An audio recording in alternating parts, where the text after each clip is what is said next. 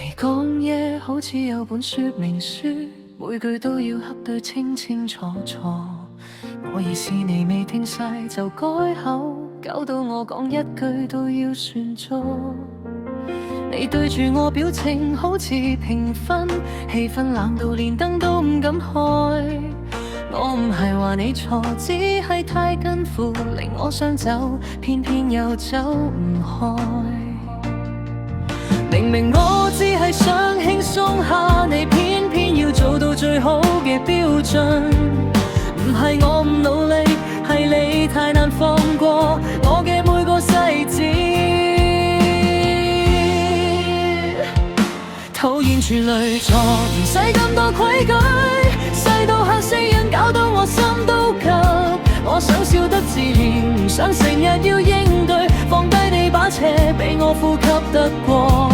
討厭處女座，你講完就再挑起，好似我永遠都做得唔夠完美。我只想你聽聽我當下嘅真意，唔好再咁冷靜，把人逼到退避。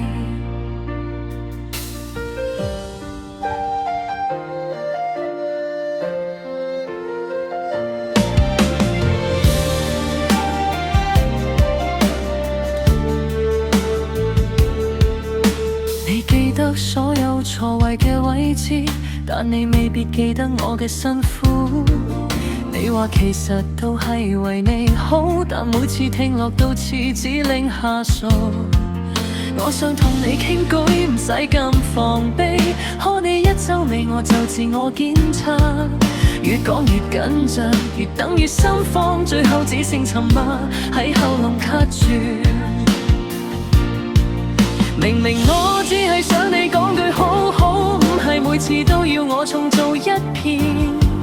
你唔係唔重要，但你嘅完美太高太遠，太難靠近。討厭處女座，唔使咁多規矩，細到嚇死人，搞到我心都急。我想笑得自然，唔想成日要應對，放低你把尺，俾我呼吸得過。討厭處女座，你講完就再挑起，好似我永遠都做得唔夠完美。我只想你聽聽我當下嘅真意，唔好再咁冷靜，把人逼到退避。其實我唔想同你對抗，我只想大家都鬆一鬆。你若肯收埋批改模式，我就肯更靠近你講嘅話，唔係用應該，係用理解。討厭處女座，唔使咁多規矩。